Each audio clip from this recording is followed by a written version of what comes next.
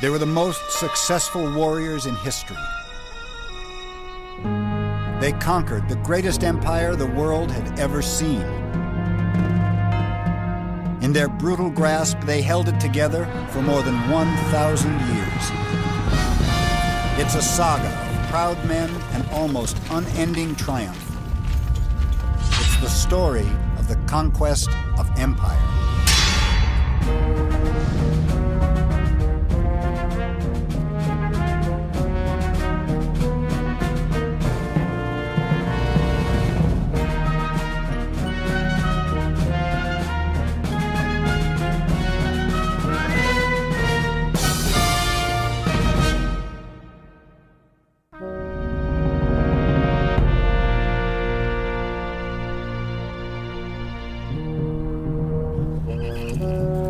One of the greatest rivalries of all time is about to explode into battle. Two men stare each other down. Two empires hang in the balance. 20,000 men will die by the sword. The Roman army is preparing to face the first true threat to its survival, the ancient empire called Carthage. Their leaders are two of the greatest military strategists who ever lived. The fearsome African called Hannibal, and the bold young Roman named Scipio. Whatever its outcome, their contest will change the face of the world for all time.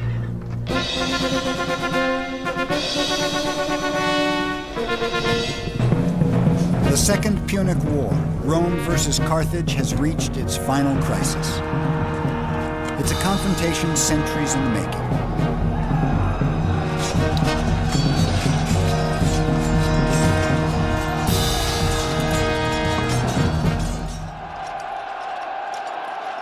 The Roman legions have been a formidable fighting machine since their earliest days. How an amateur army from a minor city grew into a force capable of conquering the world is one of the ultimate success stories of history.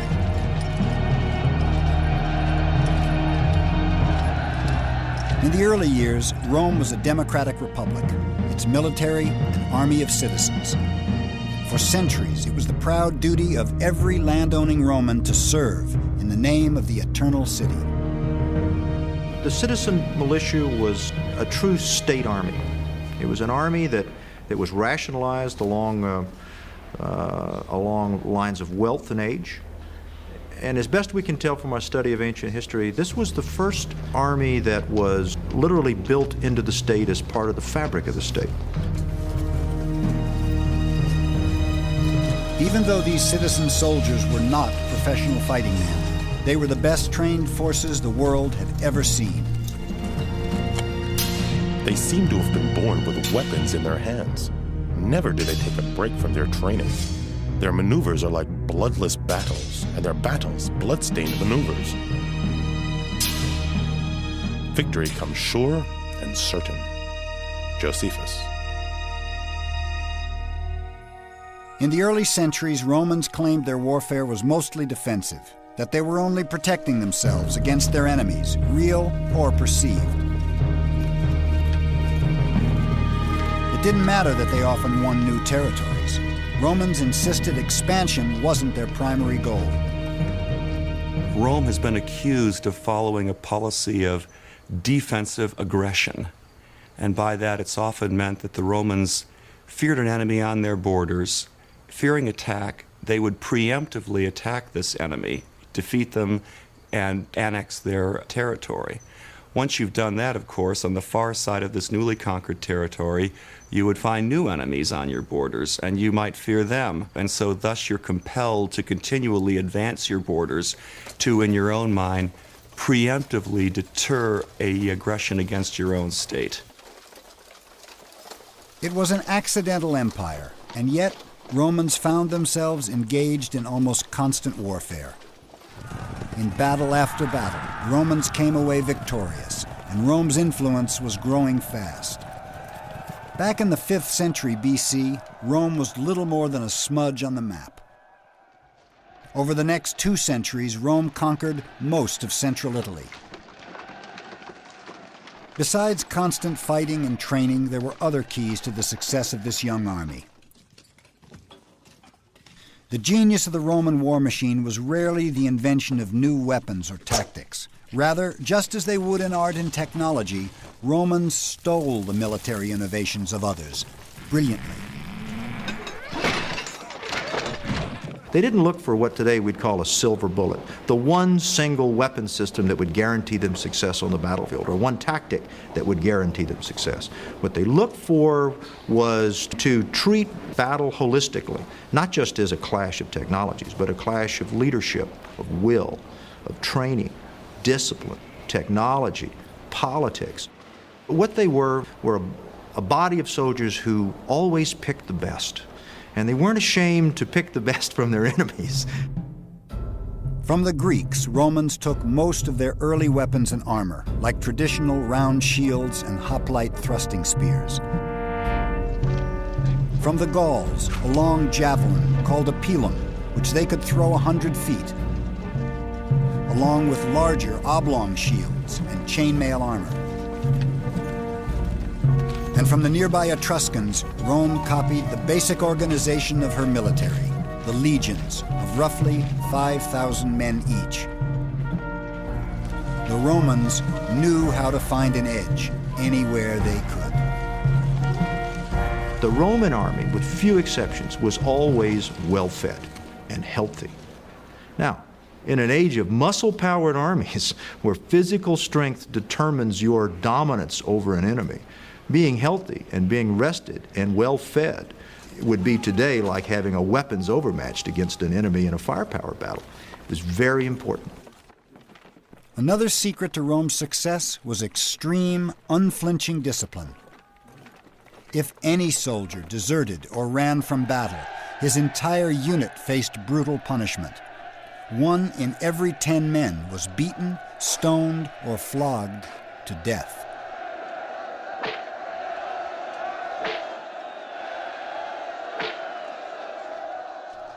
Every Roman soldier knew retreat was never an option.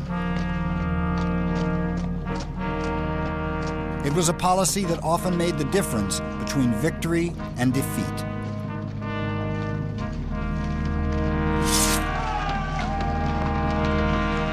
In the eyeball-to-eyeball combat of the ancient world, retreat was almost always the wrong move. 2 men armed with swords and shields find it surprisingly difficult to seriously wound or kill each other. Until, that is, one of them turns and runs. It's far easier to stab an enemy's unprotected back and sides. And so, the bloodiest slaughters occurred when an army panicked, turned their backs, and ran. Thanks to their unwavering discipline, the great Roman legions just didn't panic. By 260 BC, Rome controlled more than 52,000 square miles, the entire Italian peninsula south of the Po River, and she would not stop here. Rome's reach across the map was now bumping elbows with another, much older empire, Carthage. This powerful empire controlled much of North Africa, Spain, Sicily, and Sardinia. First settled by traders from what is now Lebanon, the city of Carthage was founded in 814 BC, before Rome was even a collection of mud huts. Called the Great Jewel of the Mediterranean, Carthage was rivaled by no other city on earth, least of all young Rome. Little is known about the Carthaginians, who left behind almost no written record. What is known comes from archaeological finds and stories passed down by the Greeks and Romans. But one scrap of evidence about Carthage overshadows all others, a bizarre ritual that struck even the Romans as utterly barbaric. The god Baal Hammon demanded human sacrifice from the ancient Africans. Carthage gave him her children. In a sacred ceremony, A priest lifted up the child, strangled him to death, then burned the small body in a ritual fire. These carved stones mark the graves of sacrificed babies. There are thousands near Carthage. Hundreds of children at a time were killed in the desperate attempt to bring rain in times of drought or repulse an enemy in times of war. Romans claimed that child sacrifice was the root of Rome's hatred for Carthage. More likely, the African Empire simply stood in Rome's ambitious way.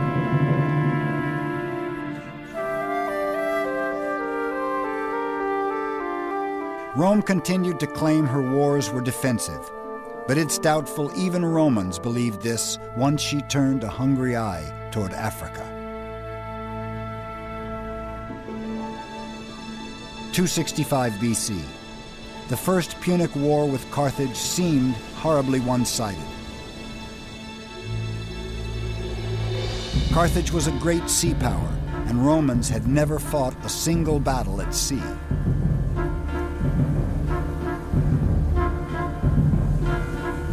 And so the Romans, in order to fight a naval war, had to develop a navy. And they got a break early in this war when they found a Carthaginian warship that had accidentally washed up on the shore of the Italian coast after having been abandoned by its crew during a storm. And they closely studied the Carthaginian vessel. They took it apart, found out how it was built, and then built hundreds of exact replicas of this Carthaginian ship. So the Romans now had a fleet. New to naval warfare, the Romans had to find a way to turn things to their advantage. They soon found the answer. Instead of bombarding from a distance, Roman soldiers boarded the enemy's ships using a specially designed plank called a corvus. In hand-to-hand combat, the Roman legions were just as deadly as on land.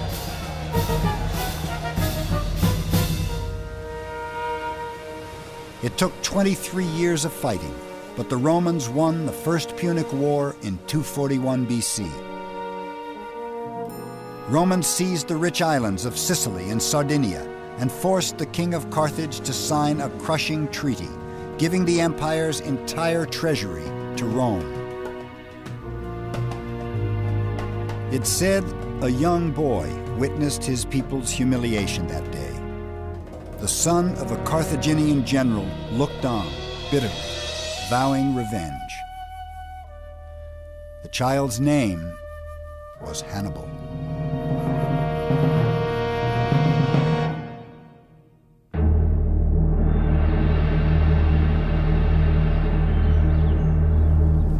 Two decades after Carthage lost the First Punic War, Hannibal was now a soldier, the leader of his nation's military.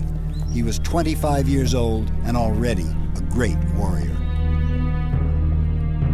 Fresh from the conquest of Spain, he reminded his troops of his promise to punish Rome. Year after year you have fought with me and won. Steel your hearts to march forward, to halt only at the walls of Rome. But attacking Rome wouldn't be easy. No longer in control of the Mediterranean, Hannibal would have to make the journey by land, crossing the Alps with 40,000 men and 37 elephants. Autumn, 218 BC.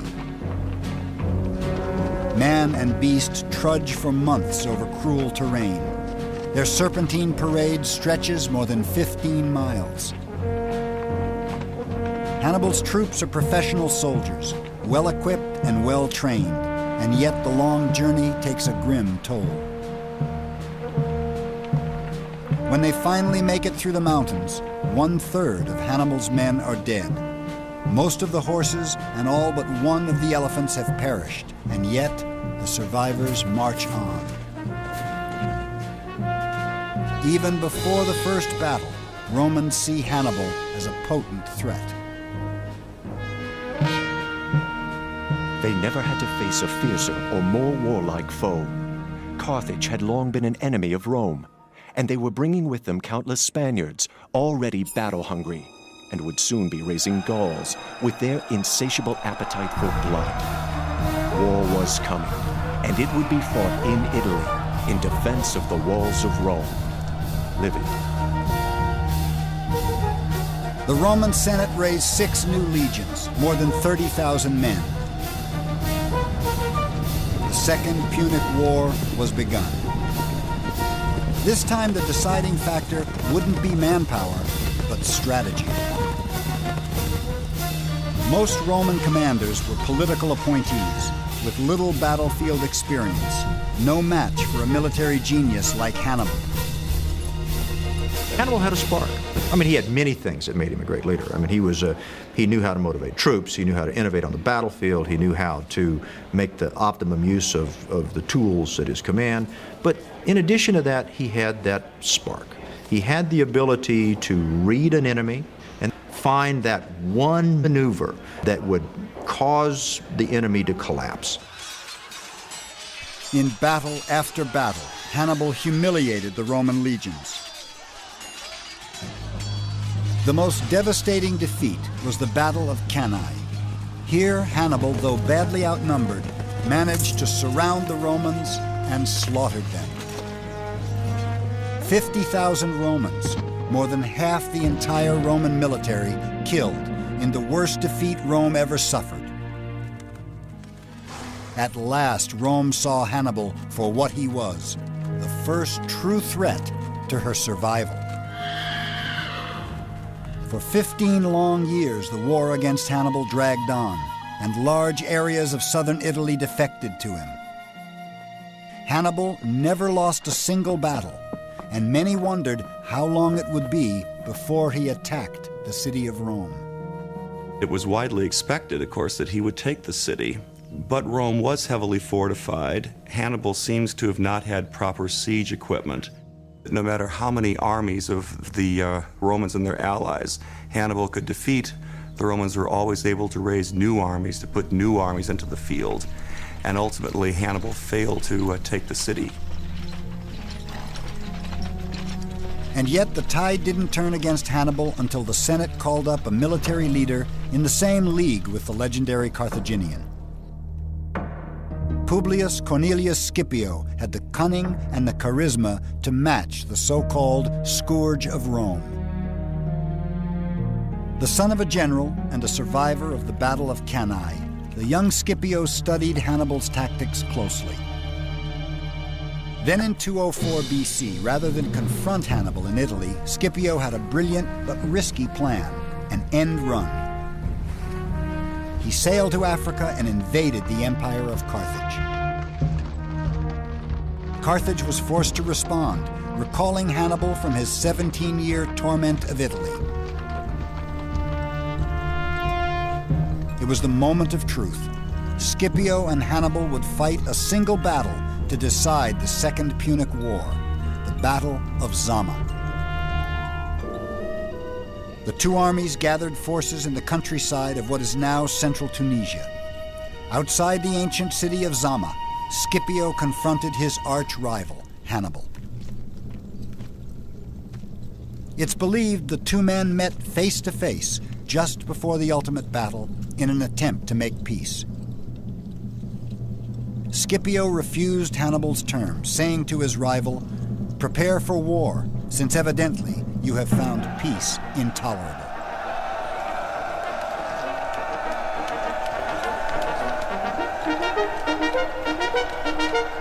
The two sides were well matched, with about 34,000 men each, but there were crucial differences.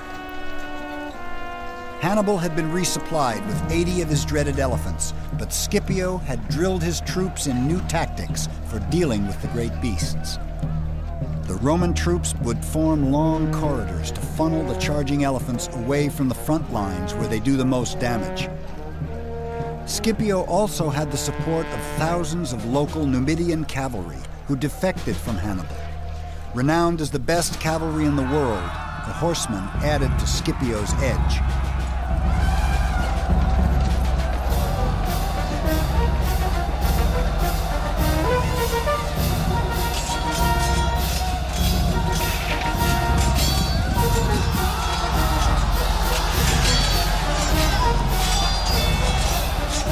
Scipio finally and soundly defeated Hannibal at Zama. Carthage was crippled. Carthage was forced to hand over all but 10 of her warships, all her elephants, and a treasure so great it would take 20 years to pay. The once great empire was impoverished and stripped of all power.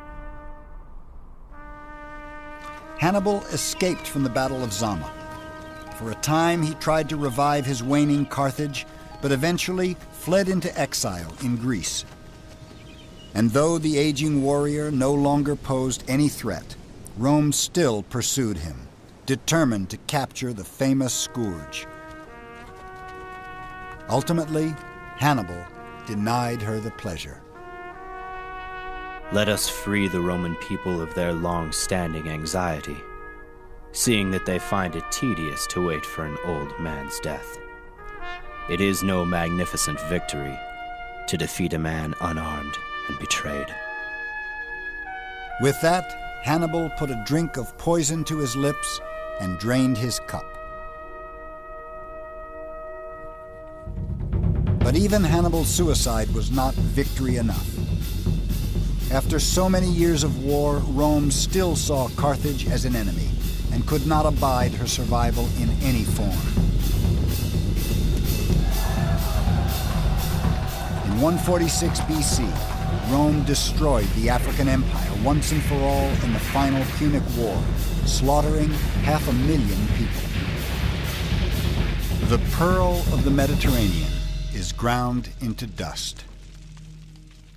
Carthage is no more. Rome now controlled the entire Mediterranean, along with parts of Spain, southern Gaul, and the Italian peninsula. At the same time, Rome's power was spreading eastward. In all, Roman armies held more than 250,000 square miles.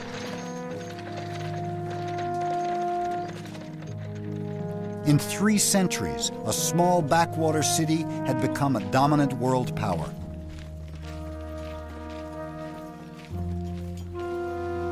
In the past 50 years alone, she more than tripled her domain. Her military was the most successful fighting force the world had ever known. No power on earth could truly threaten her, and every nation in her reach had reason to fear. But success wasn't all it's cracked up to be. More than a century after the wars against Carthage began, Rome was left drained, both financially and emotionally. War-weary Romans had lost hundreds of thousands of sons to bloody battles in faraway lands. Surviving soldiers had been fighting so long, they barely remembered their homes. One thing became clear. A non-professional citizen army was no longer adequate for an empire the size of Rome's. It would fall largely to one man to professionalize the Roman military, a general and politician named Gaius Marius. Marius saw the need for far-reaching changes in the structure of the Roman army. To be a soldier would now be a career in itself, not merely a sideline for landed citizens.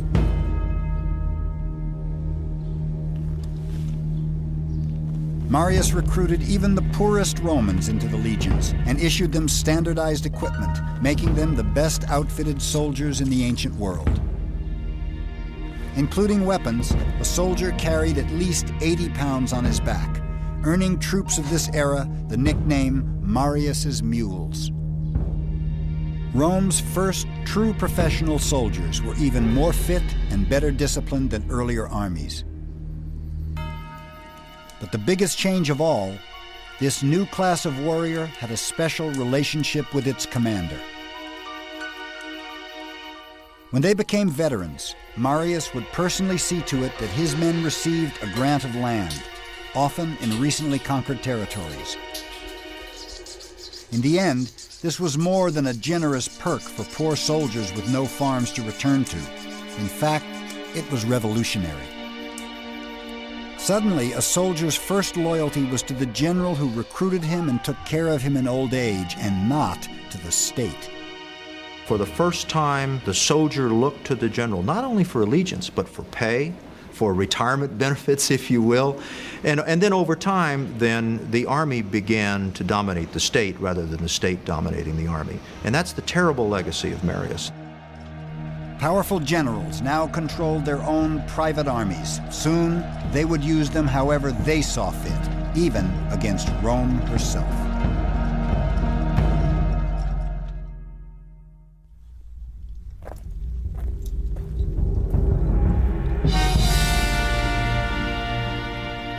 By the 1st century BC, a powerful general called Lucius Cornelius Sulla would be the first to cash in on the loyalty of his men. And Sulla was famous for commanding the affections of soldiers. It was Sulla more than anyone else who set the example.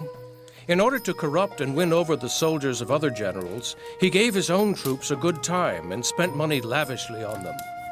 He was thus, at the same time, encouraging the evils of both treachery and of debauchery. Plutarch. In 89 BC, when the Senate ordered Sulla to hand over control of his army in southern Italy, he refused, and his troops remained fiercely devoted to him. Armed with 6 renegade legions, more than 30,000 men, Sulla then did an astonishing thing. He marched on the city of Rome. Once in control of the city, Sulla's soldiers went on a bloody rampage. Hundreds of Sulla's political enemies were then rounded up and executed, and he was the first among several generals who was to use his military forces in this way.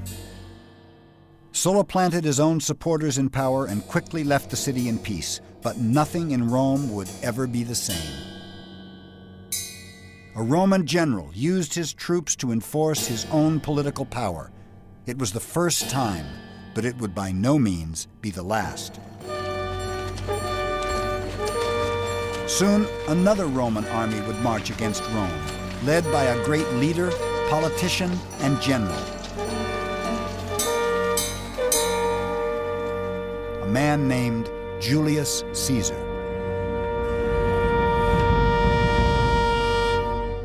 He was a slightly built man with soft and white skin who suffered from headaches and was subject to epileptic fits. He was particular in his personal appearance and dress, was clean-shaven, and was sensitive of his premature balding. Plutarch.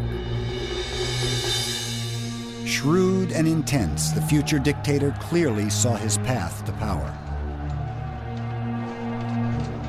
Only by victory on the battlefield could a politician hope to be taken seriously as a leader in Rome.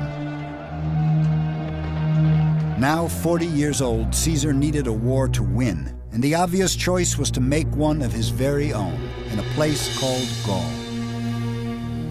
The Senate named Caesar governor of 3 provinces, Illyricum, Cisalpine, and Transalpine Gaul, the only parts of Gaul Rome controlled.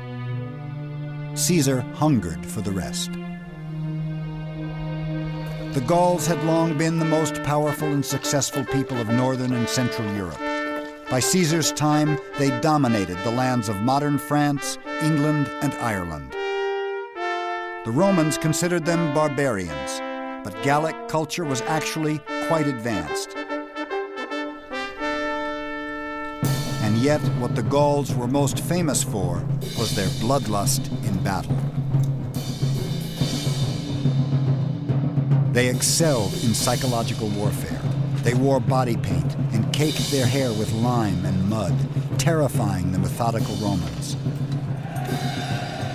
5 million Gauls stood between Caesar and the glory he craved. If he could add the lands of modern France to Roman territory, he would hugely increase his reputation and his power. In 58 BC, on the excuse of stopping a Gallic tribe from entering Roman territory, Caesar moved his legions into Gaul. And for the next decade, the bold general does precisely what he set out to do: conquer. tribe after tribe, battle after battle, Caesar prevailed against the Gauls again and again. By Caesar's own accounts, it was a slaughter.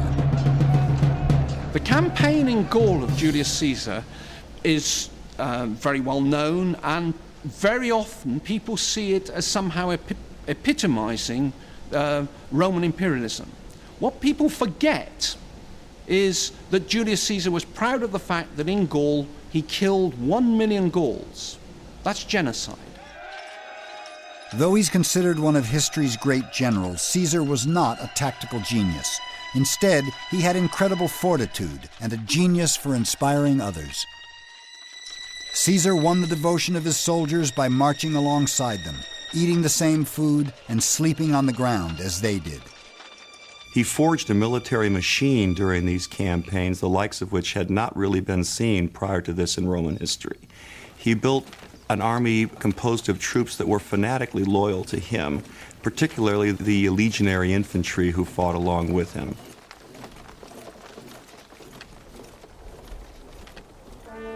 Today, it's called Alise-Saint-Reine in modern France. In 52 BC, it was known as Alesia, the decisive battleground for Caesar's campaign. The Gauls were united under a legendary warrior chief called Vercingetorix.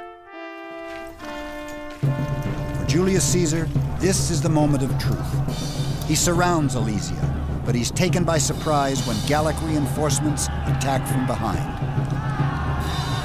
Caesar must now fight two armies at once. He basically conducted a siege in two directions. Now, what other ancient soldier would have done that? Or what soldier today would have had that degree of self-confidence in his men and self-confidence in his own leadership ability to conduct essentially a siege in two directions 500-600 miles from home? That's the mark of a genius.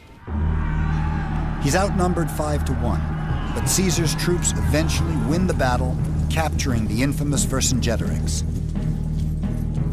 It was the last stand for the Gauls, and it made Julius Caesar one of the two most powerful men in Rome and the world. The other was a general and politician named Gnaeus Pompey, long a rival of Caesar's. The ambitions of these two men would soon launch Rome headlong into a bloody struggle for her own survival.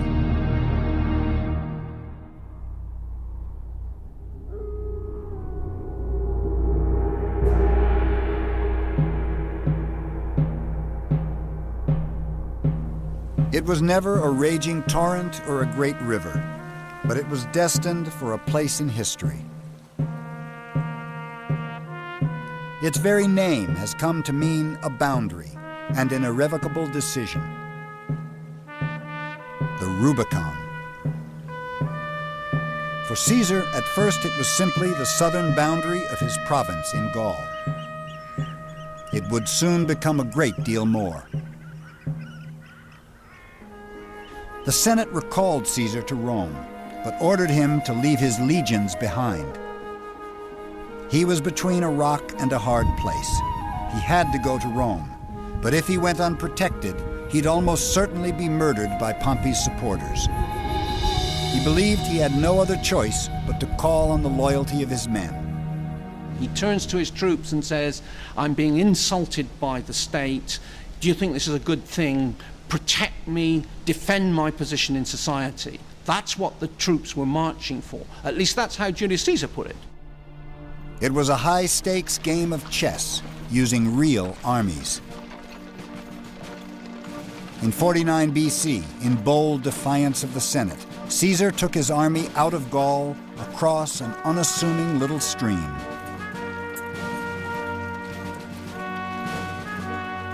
We can still turn back, but once we cross that little bridge, we will have to fight it out. The die is cast. Julius Caesar. The moment his army crossed the Rubicon, his intent became obvious to all. Caesar was marching on Rome and into civil war. The army of one Roman general against another, legion against legion. Caesar defeated Pompey, but the bloody struggle for power raged on. Even after Caesar was stabbed to death by the Senate in 44 BC, civil war and anarchy tore Rome apart. For 2 decades, Romans by the thousands died by Roman swords as one general after another entered the fray. Agrippa, Lepidus, Dolabella, Brutus, Cassius, Mark Antony, and Cleopatra against Octavian, until one man emerged triumphant. He called himself Augustus, Rome's first emperor. The Republic was dead. Rome was now officially an empire, ruled by a sole dictator. The army at last had a single commander, and Rome at last had peace. The imperial army under Augustus, the first emperor, took an oath of allegiance, not to the Senate, not to the people of Rome, but to the emperor personally, a personal oath of allegiance. The emperor provided the pay. The emperor provided the land that veterans could expect to get after service. So the army was tightly bound to the person of the emperor himself. For a time, Augustus solved the crisis of the army's loyalty by making himself the sole commander. Rome's first emperor understood that you had to control the military to control Rome. The growth of the empire had slowed, but defending the vast borders was a gargantuan and expensive task. What Augustus sensed was that simply that the Roman Empire had spread too far too fast, and that the military was stretched to the limit in trying to defend that huge expanse of territory. So he paused. For perhaps the first time, Rome begins to realize that her expansion is not limitless. In his will, Augustus himself warns future rulers about the dangers of too large an empire. Roman territory continues to increase in the 1st century AD, but at a far slower rate. Augustus added Egypt and extended the northern border to the Danube. The Emperor Claudius finally added Britain in 43 AD, but lost some ground to later uprisings. Rebellions in the provinces were becoming far more frequent. More and more voices of dissent were rising from cultures who despised Roman tyranny as never before. The Romans are deadly. Pillagers of the world, they have exhausted the earth by their indiscriminate plunder. A rich enemy excites their lust for wealth. A poor one, their craving for power. Robbery, butchery, and rape, they call government. They create a desert and call it peace. Cagakus. In 66 AD, one relatively minor uprising in far-off Judea would come to haunt the great Roman Empire. A minor religious sect called the Jews rose up against Roman tyranny, passionately resisting Rome's pagan religion. Jewish rebels took control of Jerusalem, then Judea and Galilee. It took 2 years for Rome to reclaim all but Jerusalem, and 2 more years before the legions ruthlessly took back that city as well. Roman troops burned the sacred Second Temple of Jerusalem and rampaged through the streets, carrying off holy treasures. They massacred all who fell in their way and burned the houses along with all those who were hiding inside. Soldiers ran swords through so many that they choked the streets with the dead and deluged the whole city with blood. So great was the flow of blood that it often actually quenched the flames. Josephus.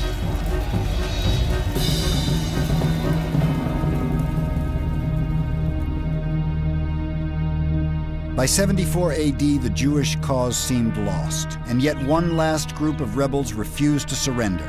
Holding out in a mountaintop fortress a spectacular stronghold 1,400 feet above the Dead Sea, Masada. Entrenched atop this mountain, 960 determined rebels looked down on an entire legion of 5,000 Roman soldiers. The haunting outlines of their camps can still be seen today. The Roman forces were experts at siege warfare, relying on catapults, stone throwers, and firebrands. But the natural fortress of Masada proved too steep for siege weaponry to do much damage from the ground. Using thousands of Jewish slaves and their own soldiers, the Romans started building an enormous ramp of stone and dirt to the top of the mountain. Even though construction would take nearly a year, the legions knew that time was on their side. It was a very dramatic, slow, meticulous, well-engineered campaign that sought to demonstrate to everyone in the area that the Roman army simply couldn't be beaten.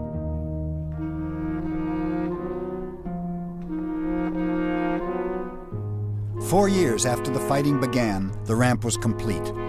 Romans bombarded the fortress and set it ablaze.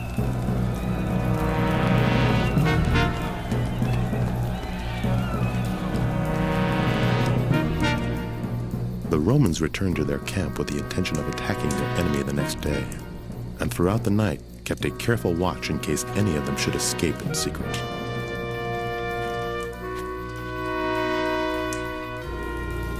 But there would be no final battle. In a sense, the Jewish zealots did escape defeat and death by Roman arms. Long ago, we resolved to serve neither the Romans nor anyone other than God himself. We have never submitted to slavery, and we must not now.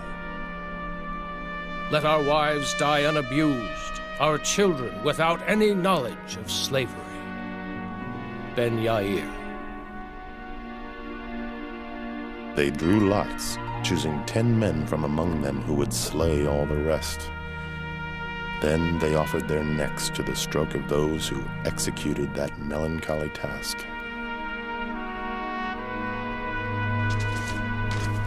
And he who was last of all examined those who lay on the ground, and with a great force of his hand ran the sword into his body, up to the hilt.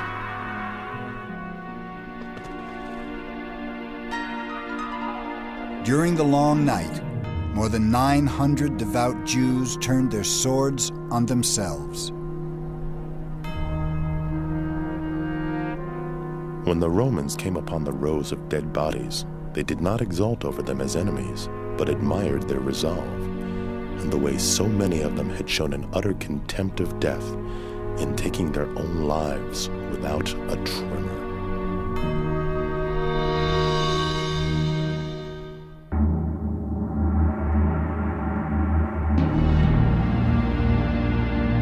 Revolts like Masada posed no real threat to Rome's supremacy, but they began to spark a change in the military's role.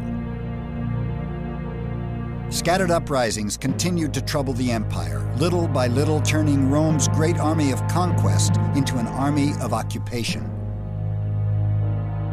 Trajan was the last Roman emperor to substantially add to the empire. Under his rule in 117 AD, the Roman Empire reached 2 million square miles. Trajan added modern-day Romania, Armenia, and lands to the east, expanding the empire to its greatest size ever. He briefly held territory as far east as the Persian Gulf. The legions now patrolled a vast frontier, from the edge of the Sahara Desert to the frigid Carpathian Mountains. From this point onward, Rome concentrated on shoring up her empire. The days of conquest were over. It was the Emperor Hadrian who formalized this policy. Hadrian gets a sense of unease that he has pushed the empire out to its limits, and he did two things.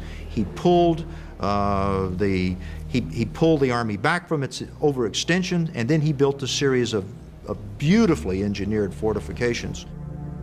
The most famous of these barriers is Hadrian's Wall in northern Britain, where remains of the 73-mile-long chain of forts still stand nearly 2,000 years later. But walls proved only partially successful against a threat that would torment the Roman Empire until the very end. The Romans have a single word for all peoples without a written language. They call them barbarians. We tend to think of the barbarians as a collection of Conan the Barbarian and his buddies coming across the frontier waving their double-handed axes. This is quite far from the truth. By the time the barbarians come across the frontiers, they're beginning to be Romanized. What these people wanted first and foremost was a place within the empire for themselves. No one knows exactly why they began to pour into southern Europe during the 2nd century AD. Perhaps climate changes or population growth. Perhaps the lure of the empire itself brought tribe after tribe into Rome. Little by little, pressure mounted on nearly every frontier. When German tribes attacked Rome's borders in 166 AD, it marked a bleak milestone. For the first time since Hannibal's invasion, the Roman Empire was on the defensive. For the next century, wave after wave of migrating peoples followed the Germans into Roman territory. Goths, Franks, Persians, Parthians, Visigoths, and more. And the edges of the empire would crumble until there was no more Roman Empire to penetrate. The dam had sprung not one, but 1,000 leaks. And by the 3rd century AD, barbarians were only one of the empire's mounting crises. It was a time when an emperor was far more likely to be assassinated than die of old age, and rulers frequently left no clear successor to the throne. Once again, the affections of the individual legions became central to political power.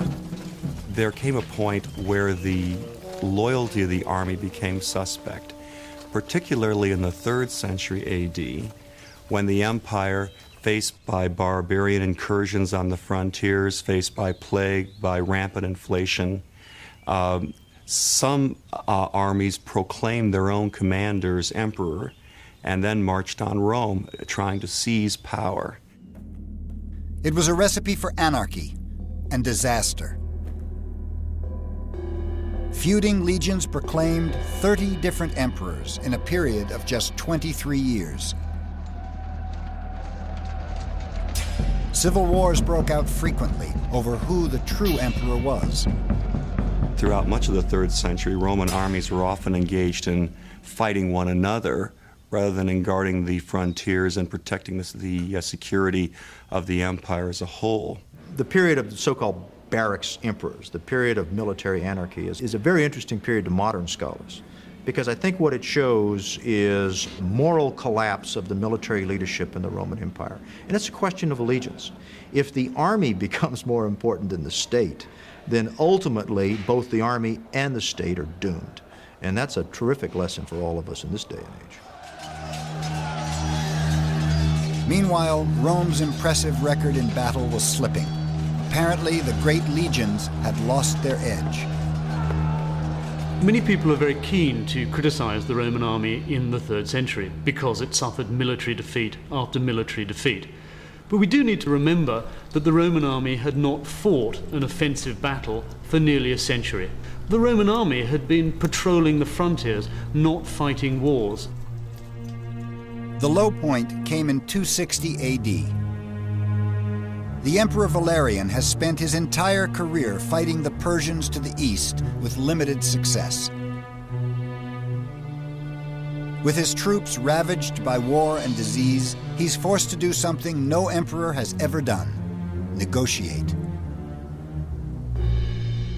But when Valerian arrives in modern-day Iraq to talk peace, he's taken prisoner. The emperor of the Roman Empire is made to kneel down on the ground before his conquerors, so the Persian king Shapur can step on his neck. It's a devastating blow to Roman pride.